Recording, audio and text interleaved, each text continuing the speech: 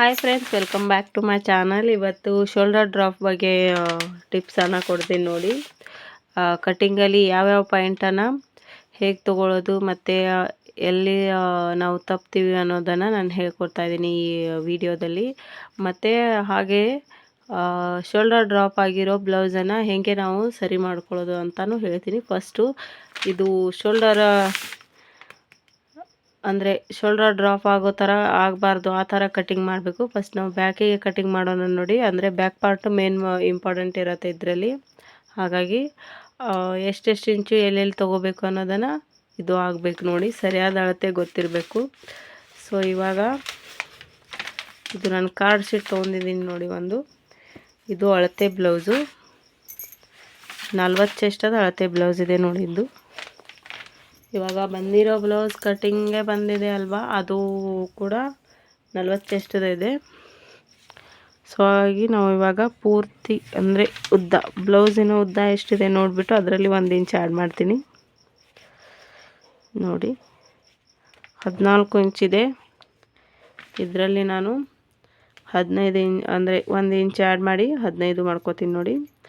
ಇದು ಬಂದುಬಿಟ್ಟು 2.5 ಶೋಲ್ಡರ್ ಇದೆ ನೋಡಿ. ಇದು ಕೂಡ ಕಡಿಮೆನೇ ಇದೆ ಅದರಲ್ಲಿ, ಹಾಗಾಗಿ 2.5 ಇದೆ. ನಾನು ಅರ್ಧ ಇಂಚ್ ಎಕ್ಸ್ಟ್ರಾ ಇಟ್ಟು 3 ಶೋಲ್ಡರ್ ಇಡ್ತೀನಿ. ಮತ್ತು ಪೂರ್ತಿ ಶೋಲ್ಡರ್ ಎಷ್ಟಿದೆ ನೋಡೋಣ ಬನ್ನಿ. ಈ ಥರ ಹುಕ್ಸ್ ಎಲ್ಲ ಹಾಕಿ ಸರಿಯಾಗಿ ಇಟ್ಕೋಬೇಕು ಇದನ್ನು, ಈ ಥರ ನೋಡಿ. ಸೊ ಇಲ್ಲಿಂದ ಇಲ್ಲಿವರೆಗೆ ಎಷ್ಟು ಬಂತು? 9.5 ಬರ್ತಾ ಇದೆ ನೋಡಿ. 9.5 ಸಾರಿ 10 ಬಂತು ನೋಡಿ. 10 ಬಂದಿದೆ. ಸೊ ಹಾಗಾಗಿ ಇದರಲ್ಲಿ ಅರ್ಧ ಇಂಚನೇ ಎಕ್ಸ್ಟ್ರಾ ತೊಗೋಬೇಕು. ಅಂದರೆ 10ದ ಅರ್ಧ 5 ಆಗುತ್ತೆ ನೋಡಿ. 5.5 ಶೋಲ್ಡರ್, ಪೂರ್ತಿ ಶೋಲ್ಡರ್ 5.5 ಬರುತ್ತೆ. ಮತ್ತು ಬಗಲಿನ ಉದ್ದ ಈ ರೀತಿ ತೊಗೋಬೇಕು ನೋಡಿ, ಆರ್ಮೋಲ್ ಶೇಪ್ ಹಾಕೋದಕ್ಕೆ. ಸೊ ಇಲ್ಲಿಗೆ ಬರ್ತಾ ಇದೆ ನೋಡಿ. ಇಲ್ಲಿ 6 ಇಂಚ್ ಬಂದಿದೆ ನೋಡಿ. ಇಲ್ಲಿ ಇದು ಬಗಲಿನ ಉದ್ದ. ಹಾಗೆ ಆರ್ಮೋಲ್ ಎಷ್ಟಿದೆ ಅಂತ ನೋಡ್ಕೊಂಡು ಬಿಡೋಣ. ಇಲ್ಲಿಗೆ ಇದು ನೋಡಿ, ಈ ಥರ ನೋಡಿ. ಇಲ್ಲಿಗೆ 8.5 ಪೌನೆ ಅಂದರೆ 9ಗೆ 2 ಪಾಯಿಂಟ್ ಕಡಿಮೆ ಅಷ್ಟು ಬರುತ್ತೆ ನೋಡಿ. ಇಲ್ಲಿ ಆರ್ಮೋಲ್ ಪೂರ್ತಿ ಆರ್ಮೋಲ್ ಅಷ್ಟು ಬರುತ್ತೆ. ಹಾಗಾಗಿ ಇವಾಗ ಕಟ್ಟಿಂಗ್ ಮಾಡೋಣ ಬನ್ನಿ. ಕಾರ್ಡ್ ಶೀಟ್ ಮೇಲೆ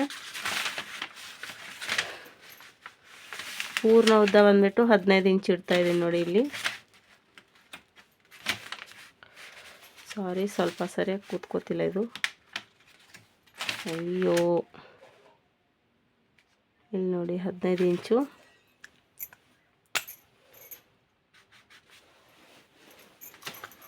ಮತ್ತು ಪೂರ್ಣ ಶೋಲ್ಡರ್ ಬಂದುಬಿಟ್ಟು 5.5 ಇಂಚ್ ಶೋಲ್ಡರ್ ಇಡ್ತೀನಿ.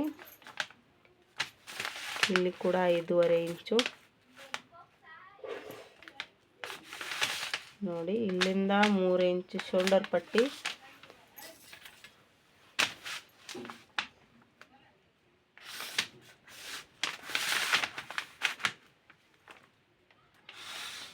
ಈ ಥರ.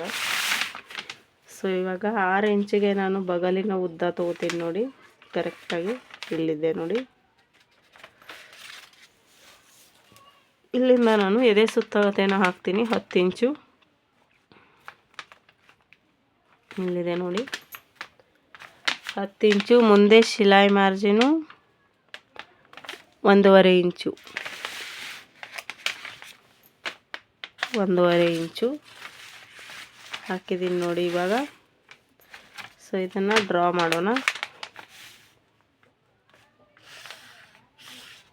ಈ ಥರ. ಇದು ಹಿಂಭಾಗ ಅಷ್ಟೇ ಇರೋದ್ರಿಂದ ನಾನು ಇಲ್ಲಿ 1.25 ಇಷ್ಟು 1.2 ಇಷ್ಟು ತೊಗೋತಾ ಇದ್ದೀನಿ ಆರ್ಮೋಲು.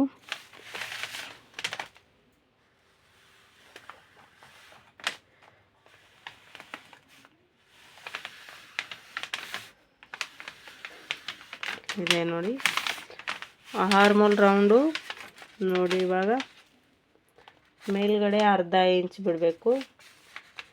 ಅಲ್ಲಿಂದ ಆರ್ಮೋಲನ್ನು ಅಳಿತಾ ಇದ್ದೀನಿ ನೋಡಿ.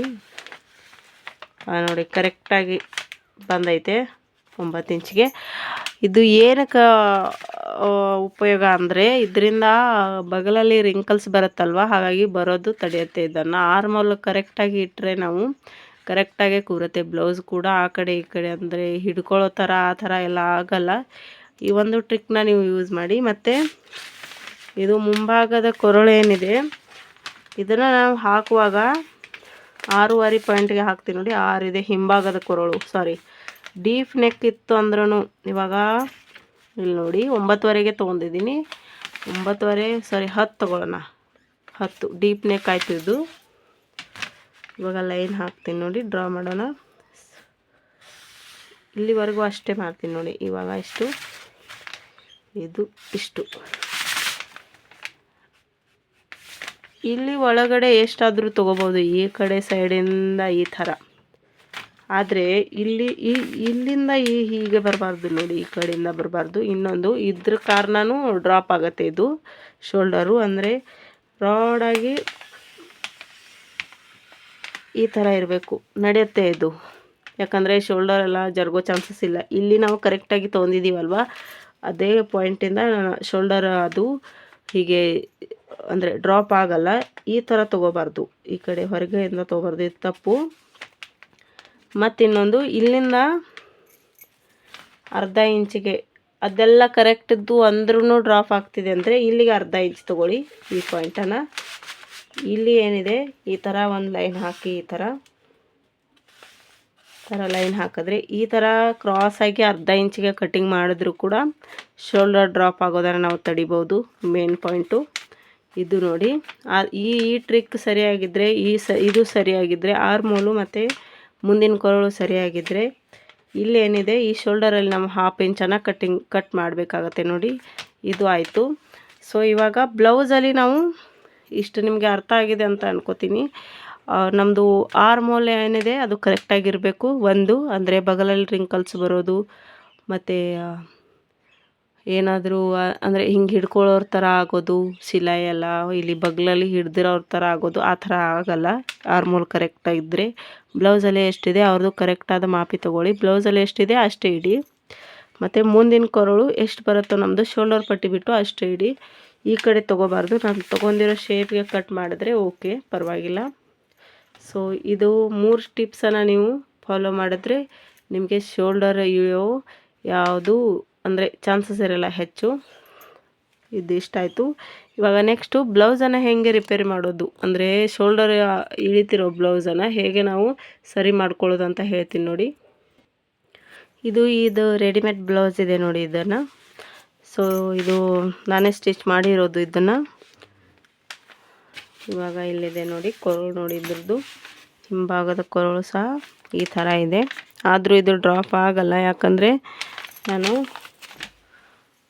ಅಳತೆ ತೊಗೊಂಡು ಕರೆಕ್ಟಾಗಿ ಸ್ಟಿಚ್ ಮಾಡಿರೋ ಕಾರಣಕ್ಕೆ ಶೋಲ್ಡರ್ ಏನಿದೆ ಇದು ಜರುಗಲ್ಲ ನೋಡಿ. ಸೊ ಹಾಗಾಗಿ ಇವಾಗ ಎಲ್ಲಿ ನಾವು ತಪ್ತೀವಿ ಅಂದರೆ ಇಲ್ಲಿ ಇದು ಕರೆಕ್ಟ್ ಇರುತ್ತೆ ನಮ್ಮದು. ಸೊ ಕರೆಕ್ಟ್ ಇದ್ರೂ ಮುಂಭಾಗದ ಕೊರಳು ಜಾಸ್ತಿ ಆಯಿತು ಅಂದರೆ ಶೋಲ್ಡರ್ ಡ್ರಾಪ್ ಆಗುತ್ತೆ ಈ ಥರ. ಇಲ್ಲಿ ಮುಂಭಾಗದ ಕೊರಳು ಏನಿದೆ ಅದು ಜಾಸ್ತಿ ಆಗಬಾರ್ದು ನೋಡಿ, ಈ ಕಡೆ ತಳಗಡೆ ಅದ, ಈ ಕಡೆ ಆಗಬಾರ್ದು. ಹಾಗಾಗಿ ಅಲ್ಲಿ ಇದು ಶೋಲ್ಡರ್ ಈ ಥರ ಅಂದರೆ ಭುಜ ಇಳಿಯೋ ಚಾನ್ಸಸ್ ಇರುತ್ತೆ. ಸೊ ಹೇಗೆ ನಾವು ಇದನ್ನು ರಿಪೇರಿ ಮಾಡಬೇಕು ಅಂದರೆ ಮುಂಭಾಗದ ಕೊರಳನ್ನು ನಾವು ಕಡಿಮೆ ಮಾಡ್ಕೋಬೇಕಾದ್ರೆ ಇದನ್ನು ಮತ್ತು ಇದು ಬಿಚ್ಕೋಬೇಕು. ಎರಡನ್ನೂ ಬಿಚ್ಚಿಬಿಟ್ಟು ಈ ಥರ ಸ್ಟಿಚ್ ಹಾಕಬೇಕು ನೋಡಿ. ಈ ಥರ ಸ್ಟಿಚ್ ಹಾಕಿ ಇದು ಈ ಥರ ಸ್ಟಿಚ್ ಹಾಕಿದ್ರೆ ಇದು ಕೊರಳು ಏನಿದೆ ಇದು ಕಡಿಮೆ ಆಗುತ್ತೆ, ನಮ್ಮದು ಮುಂಭಾಗದ ಕೊರಳು ಕಡಿಮೆ ಆಗುತ್ತೆ. ಸೊ ಅಲ್ಲಿ ಒಂದು ಮತ್ತು ಇಲ್ಲಿ ಒಂದು ನೋಡಿ, ಇದೇನಿದೆಯೋ ಇದು ಒಂದು ಸ್ವಲ್ಪ ಬಿಚ್ಚಿಬಿಟ್ಟು ಹೀಗೆ ಅರ್ಧ ಇಂಚಿಗೆ ಈ ಥರ ನಾವು ಇದು ಹಾಕೋಬೇಕು ನೋಡಿ. ಈ ಥರ ಅರ್ಧ ಇಂಚಿಗೆ ಈ ಥರ ನಾವು ಇಲ್ಲಿ ಸಿಲಾಯಿ ಹಾಕೋಬೇಕು. ಇದು ಕೂಡ ತಡಿಬೋದು ನಾವು, ರಿಪೇರಿ ಆಗುತ್ತೆ ಬ್ಲೌಸು. ಶೋಲ್ಡರ್ ಡ್ರಾಪ್ ಆಗಿರೋ ಬ್ಲೌಸು ನಾವು ರಿಪೇರಿ ಮಾಡ್ಬೋದು. ಸೊ ಯಾರಿಗೆಲ್ಲ ಈ ಟಿಪ್ಸು ಮತ್ತು ಟ್ರಿಕ್ಸು ಇಷ್ಟ ಆಯಿತು ಅವರು ಕಮೆಂಟ್ ಬಾಕ್ಸಲ್ಲಿ ಕಮೆಂಟ್ ಮಾಡಿ ತಿಳಿಸಿ. ಮತ್ತು ವಿಡಿಯೋಗೊಂದು ಲೈಕ್ ಕೊಡಿ, ಶೇರ್ ಮಾಡಿ, ಸಬ್ಸ್ಕ್ರೈಬ್ ಮಾಡಿ. ಸಿಗ್ತೀನಿ ಮುಂದಿನ ವಿಡಿಯೋದಲ್ಲಿ. ಬಾಯ್ ಬಾಯ್ ಫ್ರೆಂಡ್ಸ್.